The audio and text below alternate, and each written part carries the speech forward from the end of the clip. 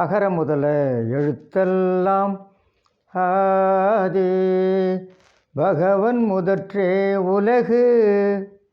பாக்குப்பன். வணக்கம். நன்றியில் செல்வம் என்கிற தலைப்பில் நாலடியாரில் இன்று ஒரு நல்ல பாடல் இருக்கிறது. வாங்குவோம் நாலடி என்றுதான் நாம் தினமும் பார்த்து கொண்டிருக்கிறோம். சான்றோர் பெருமக்களே, இந்த நாலடியாரில் நன்றியில் செல்வம் என்கிற என்ற தலைப்பில் ஒரு நல்ல பாடல் இருக்கிறது.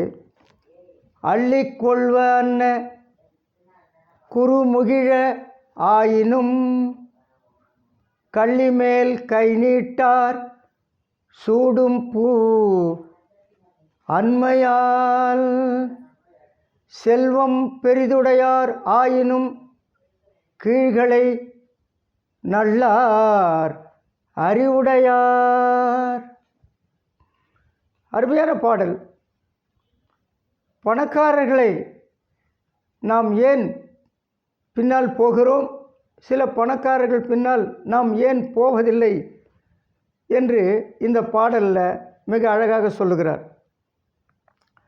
அள்ளி எடுத்துக்கொள்வது போன்று அழகுடைய சிறு அரும்புகளை உடையவாயினும் சூடுவதற்குரிய மலர் ஆகாமையால் கள்ளி மலர் மேல் யாரும் பறிப்பதற்காக கை நீட்ட மாட்டார்கள்.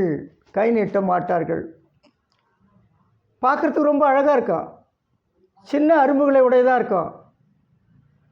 மனுஷனும் அதை பறிச்சிக்கலாமான்னு நினைக்கும், ஆனால் யாரும் அதை தொடமாட்டார்கள். ஏன்? அது சூடுவதற்கு தகாத மலர், சூடுவதற்கு ஆகாத மலர். அதனால் அந்த மலர் பார்ப்பதற்கு அழகாக இருந்தாலும், சிறிய அரும்புகளை உடையதாக இருந்தாலும், சூடுவதற்கு ஆகாமையால், சூட்டிக்கொள்வதற்கு ஆகாமையால் யாரும் விரும்பி அந்த மலரை பறிப்பதற்கு கை நீட்ட மாட்டார்கள். அதுபோல செல்வம் மிக அதிகமாக வைத்திருந்தாலும் கீழ்மக்களை அறிவுடையர்கள் விரும்பி சேர மாட்டார்கள். நிறைய பணம் இருக்கும், ஆனால் முகத்தில் ஒரு மலர்ச்சி இருக்காது. நம்மளை பார்த்த உடனே கடுகடுப்பாயிடுவான். முகத்தில் மலர்ச்சி இருக்காது, வாயில் இன்சொல் இருக்காது, உள்ளமும் மகிழ்ச்சி இருக்காது.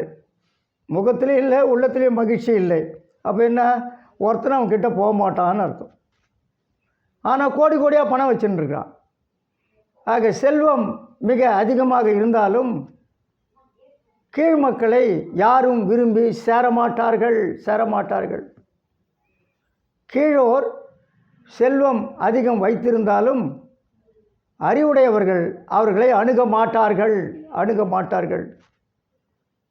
செல்வத்து பயனே ஈதல், அது அவங்களுக்கு தெரியறதில்லை அந்த கீழ் மக்களுக்கு. அதனால் செல்வம் மிக அதிகமாக இருந்தாலும் கீழோரை அறிவுடையவர்கள் அணுக மாட்டார்கள். அப்போ என்ன?